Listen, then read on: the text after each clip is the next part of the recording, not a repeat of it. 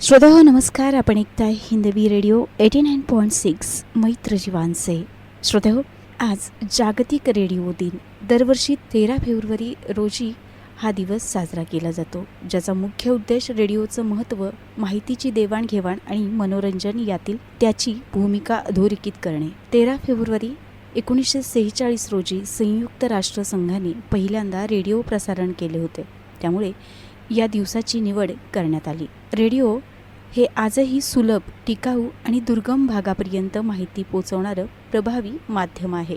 श्रोतेहो, 2011 मध्ये अधिकृतपणे 13 फेब्रुवारी हा दिवस जागतिक रेडिओ म्हणून घोषित केला आणि 2012 पासून तो जगभरात साजरा केला जाऊ लागला. माहिती मिळवण्याकरता लोकांना प्रोत्साहन देणे, आपत्कालीन परिस्थितीत माहिती पुरवणे आणि संवादाचे माध्यम म्हणून रेडिओचं महत्त्व समजलं जातं. रेडिओ हे कोणत्याही हवामानात अडथळ्यांशिवाय काम करणारं माध्यम आहे. टेलिव्हिजन आणि मोबाईलच्या जमान्यातही दुर्गम भागापर्यंत बातमी पोहोचवण्यासाठी रेडिओ अत्यंत महत्त्वाचा मानला जातो. रेडिओ हे केवळ बातम्यांचे साधन नसून शिक्षण आणि मनोरंजनाचे देखील एक प्रमुख साधन आहे. दरवर्षी जागतिक रेडिओ दिनाची एक विशिष्ट थीम असते, जी रेडिओच्या सामाजिक योगदानावर प्रकाश टाकते. तर श्रोतेहो, जागतिक रेडिओ दिनाच्या आमच्या सर्व श्रोत्यांना खूप खूप शुभेच्छा देत आता ऐकूयात गोष्ट रेडिओची. सादर करते आहेत श्रीयुत शेखर कुलकर्णी.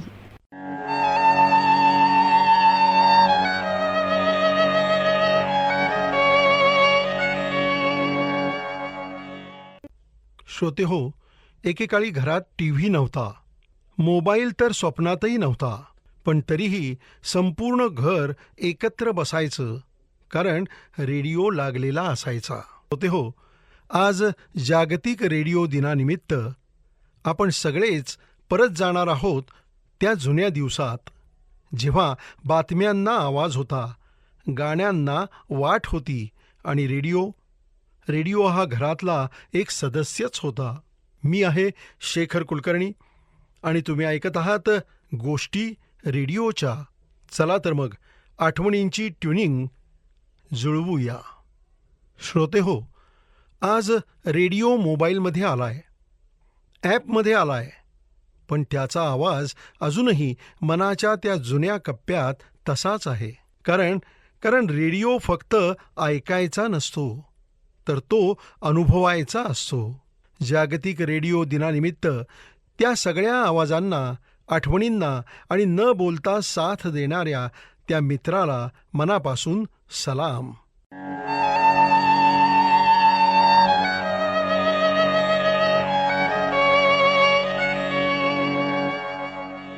नमस्कार श्रोते हो, तुम्ही ऐकत आहात हिंदवी रेडिओ 89.6, साताऱ्यातलं अत्यंत लोकप्रिय आणि तुमच्या सगळ्यांच्या आवडीचं रेडिओ चॅनल. आज आपण ऐकत आहोत रेडिओ दिवसानिमित्त विशेष कार्यक्रम, तुमचा माझा सर्वांचा लाडका रेडिओ. श्रोते हो, मध्यम लहरी 378.7 मीटर्स अर्थात 792 किलोहर्ट्झ वर आकाशवाणीचं हे केंद्र आहे, किंवा 241.81 मीटर म्हणजेच 1291 किलोहर्ट्झवर आकाशवाणीच्या केंद्रावरून आम्ही बोलत आहोत. सकाळचे 5:50 आणि 10 सेकंद झाली आहेत. श्रोते हो, असा निवेदिकेचा मंजूळ स्वर कानी पडायचा आणि सनईचे सूर सुरू व्हायचे.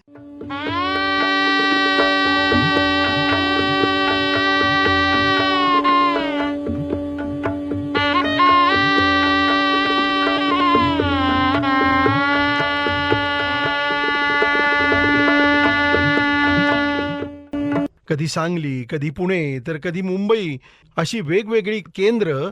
एवढाच काय तो फरक, बाकी कार्यक्रम सगळीकडं तितकेच सुरेल आणि सुंदर. हे सगळं काय तर एकेकाळचा रेडिओ, म्हणजे आम्ही जुन्या काळच्या लोकांचं आमचं जीवनच. आज तेच जीवन पुन्हा नव्यानं आठवूया. श्रोते हो, किती रम्य दिवस होते ते, आणि त्याच्याबरोबर जोडल्या गेलेल्या अविस्मरणीय आठवणी. आठवण एवढ्यासाठी म्हणलं कारण आपल्या प्रत्येकाच्या आयुष्यात रेडिओचं एक वेगळं स्थान होतं. कारण त्या रेडिओच्या जमान्यात आपण लहानाचे मोठे झालो आणि हा रेडिओ म्हणजे आपल्या घराचा, आपल्या कुटुंबाचा एक सदस्यच झाला होता. श्रोतेहो, माझं बालपण हे 2 वेगवेगळ्या घरामधून गेलेलं. मातीच्या भिंती आणि काळ्या कौलाचं छप्पर असलेलं घर. बाहेरच्या खोलीतील एका भिंतीवरच्या कपाटात असायचा आमचा भला मोठा रेडिओ. त्यानंतर दुसऱ्या घरात तो लाकडी फळीवर आला. त्याला जोडलेला एक स्पीकर बॉक्स स्वयंपाकघरात ठेवलेला असायचा. कालांतरानं आमच्याकडं मर्फीचा ट्रान्झिस्टर पण आला. त्याला चामड्याचा एक भक्कम कव्हर आणि गळ्यात अडकवायला चामड्याचा एक पातळ पट्टा पण होता. श्रोतेहो, तुम्हाला ऐकून आश्चर्य वाटेल, पण त्या काळी रेडिओला वर्षाला 6 रुपये लायसन्स फी असायची आणि त्या रेडिओ घरामध्ये ऐकण्यासाठी रेडिओचं लायसन्स घ्यावं लागायचं. आमचा हा रेडिओ इलेक्ट्रिकवर चालणारा असायचा आणि ट्रान्झिस्टर हा इलेक्ट्रिक आणि बॅटरी सेल दोन्हीवर चालायचा. एकाच वेळी 3 सेल टाकावे लागायचे. तेव्हा फक्त एव्हरेडी कंपनीचे सेल मिळायचे. असा हा आमचा रेडिओ सकाळी 5:50 एका विशिष्ट धून न चालू व्हायचा. 1 मिनिटाची ती धून बंद होताच आपोआप वंदे मातरम सुरू व्हायचं. वंदे मातरम, वंदे मातरम, सुजलां सुफलां मलयज शीतलां शस्य श्यामलां मातरं वंदे मातरम. आणि मग दिल्ली केंद्रावरून प्रक्षेपित होणाऱ्या आणि पुणे केंद्राहून सहक्षेपित केल्या जाणाऱ्या हिंदी बातम्या प्रसारित व्हायच्या. ये आकाशवाणी है, अब देवकीनंदन पांडे से समाचार सुनिये. हा आवाज म्हणजे तेव्हा देशाचा आवाज झाला होता.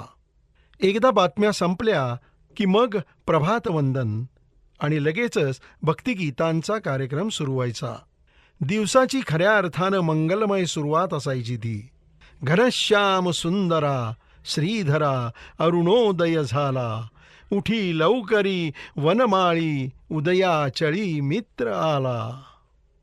आनंद कंदा प्रभात झाली, उठी सरली राती. काडी धार क्षीरपात्र घेऊनी, धेनू हंबरती. लक्ष्मी ताती वासुरे हरी, धेनू स्तनपानाला. उठी लवकरी वनमाळी उदया चळी मित्र आला. घनश्याम सुंदरा, घनश्याम सुंदरा श्रीधरा अरुणोदय झाला. उठी लवकरी वनमाळी वनमाळी. उठी लवकरी वनमाळी उदया चढे मित्र आला. घनश्याम सुंदरा.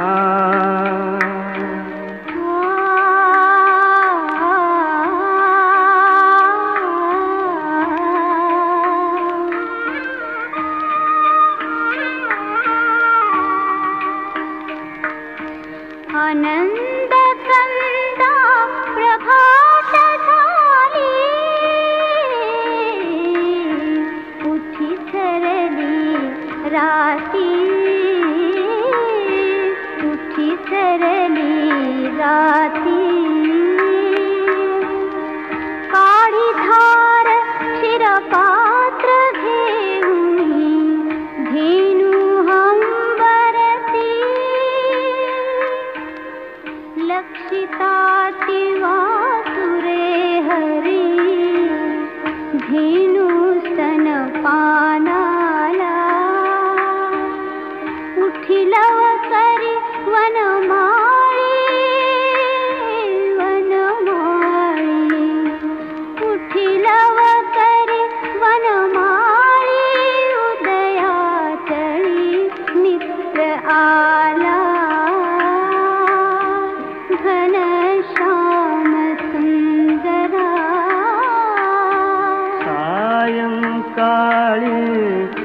एके मेळी द्विजगण आवडे वृक्षे अरुणोदय होतात उडाले तरावया पक्षी प्रभात काळी उठून कावडी तीर्थपथ लक्षे करुणी सडा समाजन गोपी कुंभ घेऊन उठे यमुना जळासी जाती मुकुंदा यमुना जळासी जाती मुकुंदा दध्योदन भक्षी घनश्याम सुंदरा श्रीधरा अरुणोदय झाला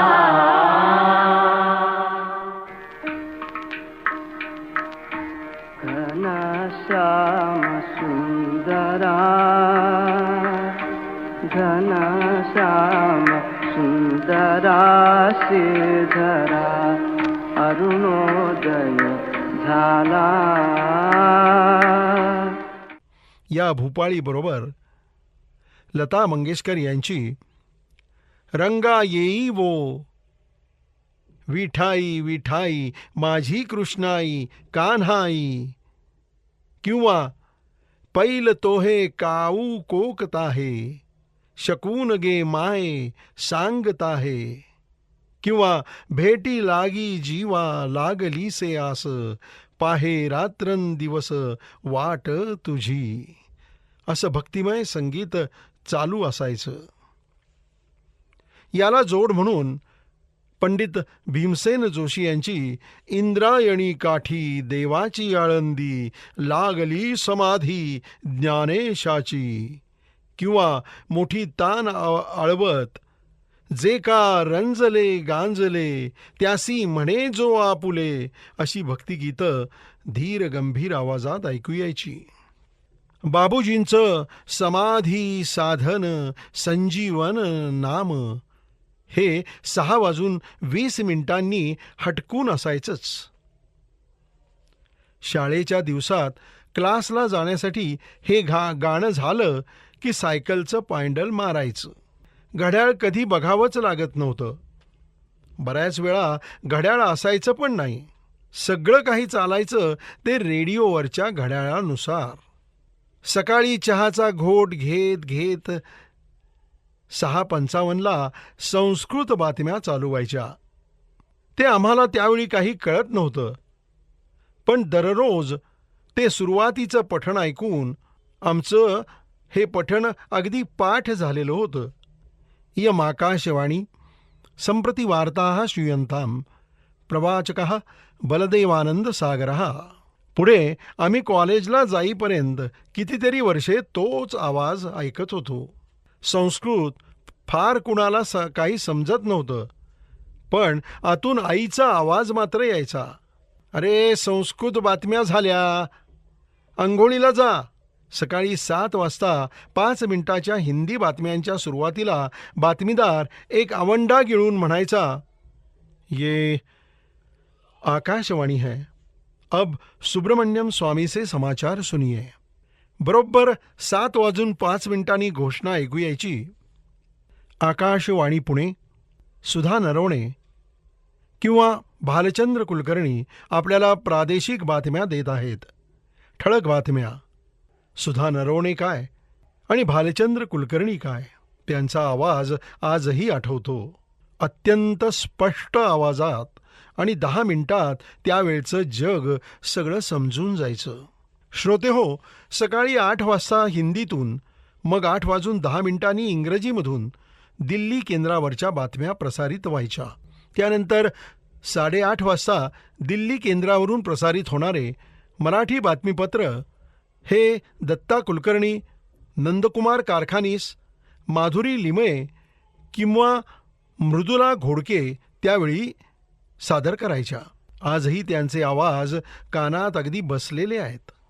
8:40 कधी नाट्यसंगीत तर कधी चित्रपट संगीत किंवा कधी भावगीतं प्रसारित होत असत. 11 वाजता आकाशवाणी मुंबई ब केंद्रावरून कामगार सभा हा चित्रपट गीतांचा कार्यक्रम लागायचा. त्या काळी शाहीर दादा कोंडके यांचं लोकप्रिय झालेलं मळ्याच्या माळ्यामध्ये कोण ग उभी आणि अंजनीच्या सुता तुला रामाचं वरदान आणि एकमुखानं बोला बोला जय जय हनुमान.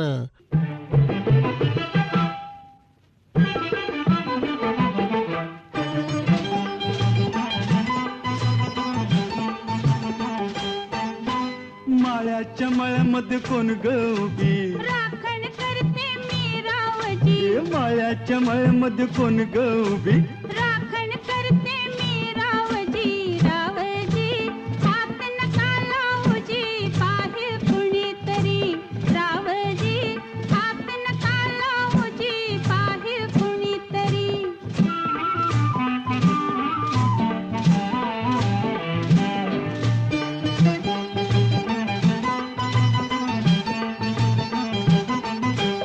औंदाचं गवरीस बाई मी 16 गाठलं ग,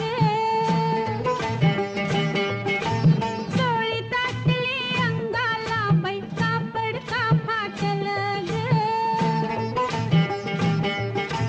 काळीच माझं धडधड करी उडते पापणी वरचे वरी, रावजी हात नका लावूजी, पाहे कुणीतरी, रावजी हात नका लावूजी, पाहे कुणीतरी. नार गोमटी तू देखनी, चुसका बांधा टसला मनी, नार गोमटी तू देखनी, चुसका बांधा टसला मनी, फुलराणी जीव माझा साजणी गजडला तुझ्यावरी, फुलराणी जीव माझा साजणी गजडला तुझ्यावरी. रावजी हात नका लावूजी, पाहे कुणीतरी.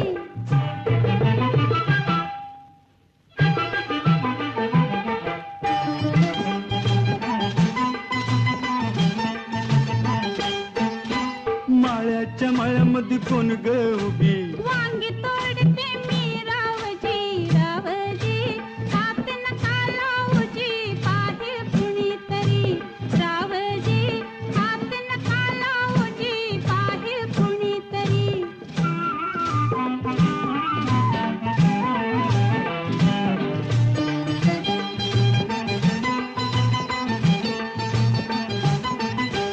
गोऱ्या गालावरी ग माझ्या लाली लागली दिसू गे,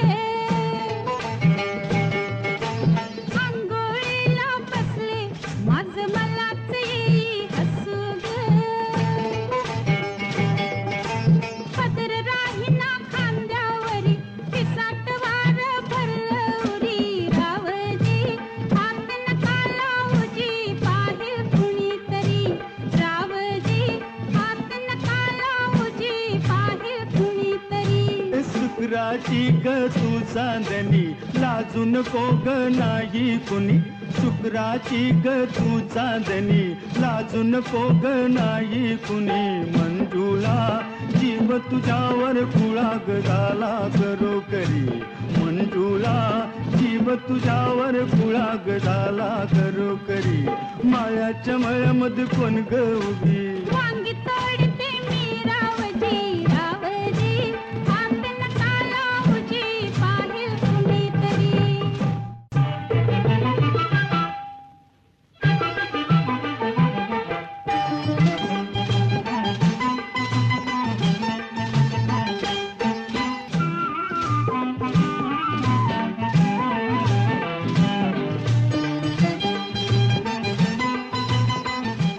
ही गाणी हटकून असायची. ती ऐकून ऐकून आम्हा पोरांची ती गाणी तोंडपाठच झाली होती. श्रोते हो, दुपारी 12 वाजता बायका माणसांची घरातील सर्व आवरासावर झाली की माझघरातल्या गप्पा हा कार्यक्रम चालू झाला की त्या प्रत्येकाला त्या गप्पा म्हणजे आपल्या घरातल्याच गप्पा वाटायच्या. सरूबाईचा सल्ला हा घरातील वडीलधाऱ्या मंडळींनी दिलेला सल्लाच वाटायचा. असं करत करत संध्याकाळ उजाडली की संध्याकाळी पुन्हा रेडिओचा ताबा मिळायचा. 6:30 वाजता कामगारांसाठीचा एक विशेष कार्यक्रम सादर केला जायचा. त्यात लोकसंगीत, लोकगीत, कोळी गीतं, भारुडं अशा गाण्यांचा भरणा असायचा. शाहीर विठ्ठल उमप, अनंत फंदी यांची कितीतरी गाणी त्यावेळी ऐकलेली होती. बिकट वाट वही वाट नसावी, धोपट मार्गा सोडू नको, संसारामधी असा आपला उगाच भटकत फिरू नको, हे गाणं आजही कानात गुणगुणतंय. संध्याकाळी 6:30ला शेतकऱ्यांच्यासाठी दररोज एक आपली शेती नावाचा अर्ध्या तासाचा प्रायोजित कार्यक्रम लागायचा. लहान असल्यामुळं त्यावेळेला शेतीतील कार्यक्रमाचा काहीच कळायचं नाही. पण झुळझुळवाणी, खेळवा पाणी, आणायचं कुणी सांगतो राणी, फिनोलेक्सनं आणलं पाणी, शेत पिकली सोन्यावाणी, फिनोलेक्स ही मध्येच वाजणारी जाहिरात आम्ही अगदी तोंडपाठ म्हणायचो. नंतर कळलं की या फिनोलेक्सच्या जाहिरातीत जे शब्द वापरलेले आहेत त्याचे रचयिता साताऱ्यामधल्या एक महिला आहेत. संध्याकाळी 7 वाजता मुंबई केंद्रावरून मराठी बातम्या लागायच्या. वृत्तनिवेदिका श्रीमती इंदुमती काळे आठवतात. बातम्यांची वेळ झाली की शेजारी पाजारी गल्लीतले ज्यांच्याकडे रेडिओ आहे त्यांच्या अंगणात गोळा व्हायचे आणि कधीकधी वडीलधारी मंडळी कट्ट्यावर त्या बातम्या ऐकत बसायचे. मग अगदी गल्लीपासून ते अमेरिकेच्या अध्यक्षापर्यंत चर्चा व्हायची. अमेरिका आणि रशियानं काय करायला हवं याचाही सल्ला दिला जायचा वडीलधाऱ्या मंडळींकडून. श्रोतेहो, रात्री 8 वाजता दिल्ली केंद्रावरच्या इंग्रजीमधून क्रीडा बातम्या असायच्या आणि बरोबर 8:05 दिल्ली केंद्रावरच्या मराठी बातम्या.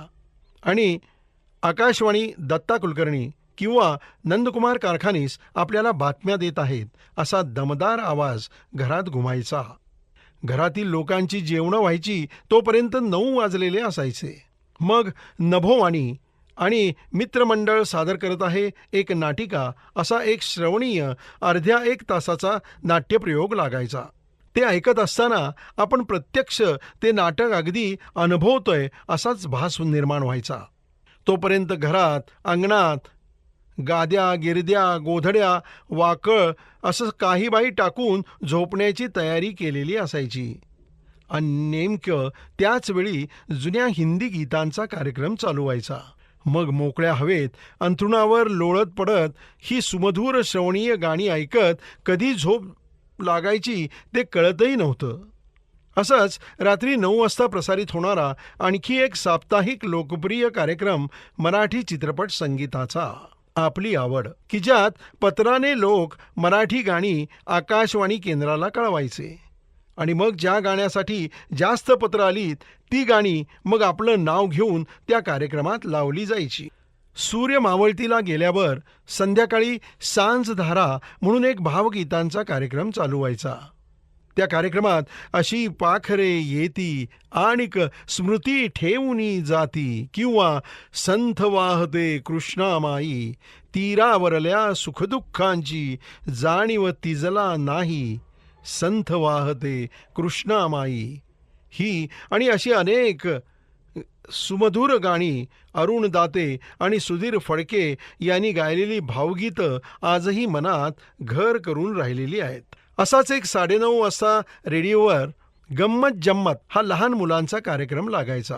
गंमत जम्मत, या या या गंमत जम्मत, ऐका हो गंमत जम्मत, या या या ढिंच्याक ढिंग, ढिंच्याक ढिंग, ढिंच्याक ढिंग अशी त्या शीर्षक गीतानं कार्यक्रमाची सुरुवात व्हायची. त्यातलं शेवटचं गंमत जम्मत हे शब्द कानावर आले की आम्ही मुलं हात वर करून ते शब्द त्या रेडिओ सोबत म्हणायचो. शनिवारी रात्री 9:30ला नाटकांचे किंवा कादंबरीचे नभोवाणी रूपांतर चांगलं असायचं. तेव्हा रेडिओवर जास्त करून मराठी कार्यक्रमच ऐकले जायचे, जसं की मराठी सिनेसंगीत, शास्त्रीय संगीत, श्रुतिका, चर्चा, कीर्तन, बाजारभाव इत्यादी. पैकी रात्रीची टेकाडे भाऊजींची श्रुतिका, रात्रीची आपली आवड हे अगदी न चुकवायचे कार्यक्रम. हिंदी कार्यक्रम ऐकायचेच नाही असंही नाही. दुपारी 2:30 वाजता विविध भारती त्यातील फौजी भाइयों की खिदमत में सादर होणाऱ्या कार्यक्रमात येणाऱ्या मोठमोठ्या निर्माते, दिग्दर्शक, हिरो, हिरोईन्स वगैरे ग्लॅमरस व्यक्तींना प्रत्यक्ष ऐकायला मिळायचं. आणि गाणी तर सुंदर असायचीच. दर बुधवारी रात्री 8 वाजता रेडिओ सिलोनवर लागणारी बिनाका गीत माला हा कोणतं गाणं या आठवड्यात किती नंबरला आहे याबाबतचा 1 तासाचा कार्यक्रम लागायचा. त्यात सर्वश्री अमीन सायानीचे निवेदन, भाइयों और बहनों, तो चलो देखते हैं इस हफ्ते में पायदान नंबर 4 पे कौन सा गाना आया है, असं त्यांनी म्हणलं की आमच्या घरामध्ये त्या गाण्यावरून पैजा लागायच्या. 1971 की छाँव के इस मेले में आपको कौन कौन बुला रहे थे ये तो आप देख ही लेंगे ना इस पैक के कवर पर. मगर छाँव का जो अगला गीत अब आने वाला है उसके बारे में मुझे ही आपको बताना पड़ेगा कि उसी फिल्म में ढल कर आए थे मीठी मखमली आवाज वाली गीता दत्त के आखिरी गीत. कोई चुपके से आके सबने सुना के मुझको जगा के बोले कि मैं आ रहा हूँ. कानू रॉय की धीमी सी तर्जों से संवरी हुई वो फिल्म थी अनुभव, जिसमें संगीत प्रेमियों की जाने जान गीता दत्त का एक और भी तो गीत था. मेरे जान मुझे जान कहो, मेरे जान.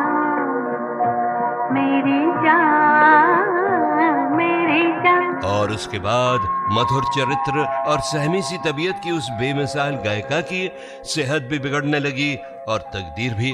और आखिर 20 जुलाई 1973 1973 के दिन गीता दत्त की आंखें हमेशा हमेशा के लिए बंद हो गईं. खैर चलिए, अब 1971 की संगीत श्रेणी के गीत कह रहे हैं कि भाई हम भी तो पड़े हैं राहों में.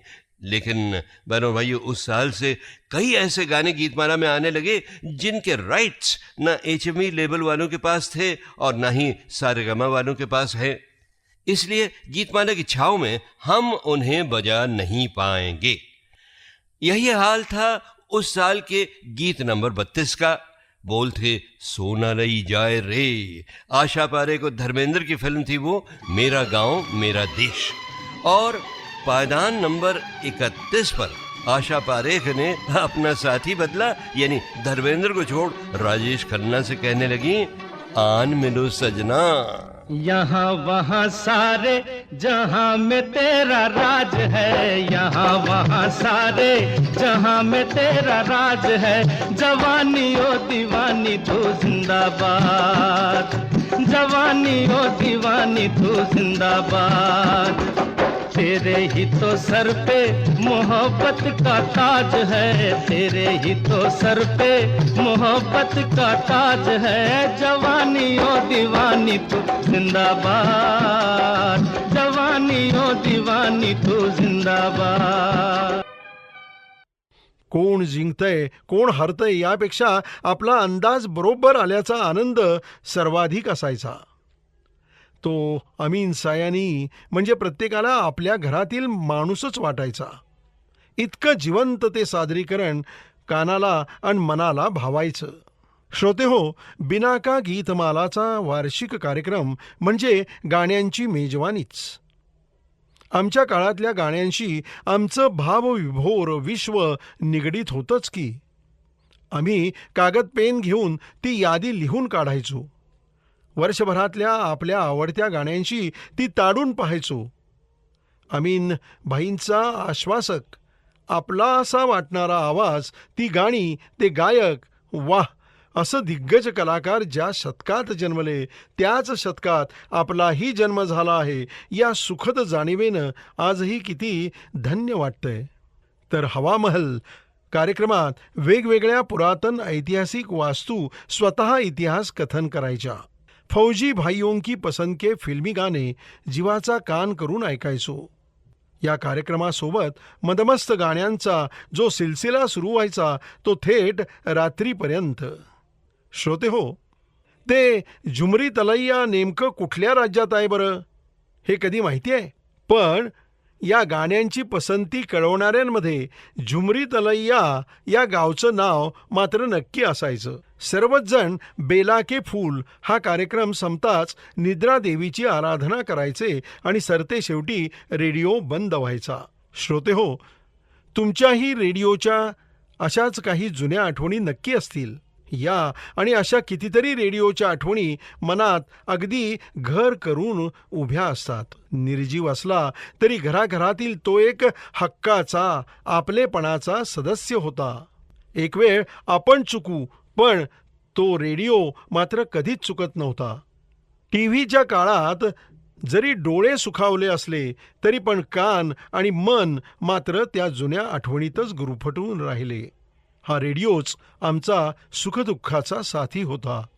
या सर्व गोष्टींची चमचमची झालर लाभलेलं आमचं बालपण आठवलं की अजूनही मन हळवं होतं. खूप काही लिहावं वाटतं, पण शब्दाला खरंच मर्यादा पडल्या आहेत. म्हणून श्रोतेहो, आता इथंच थांबतो. पण पुढच्या कार्यक्रमात रेडिओवरच्या आणखी काही आठवणी आपण नक्की शेअर करूया. तुम्हाला देखील बऱ्याच गोष्टी रेडिओ संबंधित लिहायच्या असतील.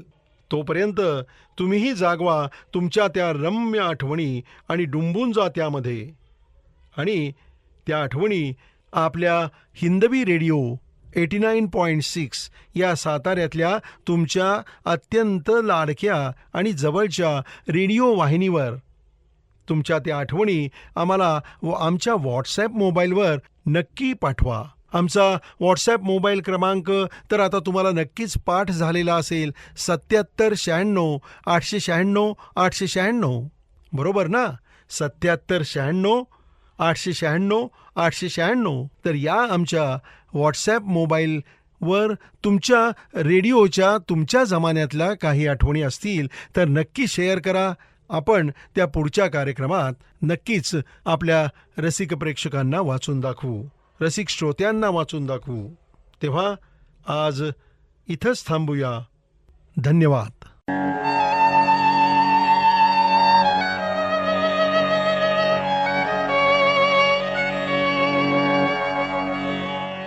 श्रोते हो, मी आहे शेखर कुलकर्णी आणि तुम्ही आत्ता ऐकत होतात गोष्टी रेडिओच्या हा रेडिओ दिनानिमित्त विशेष कार्यक्रम.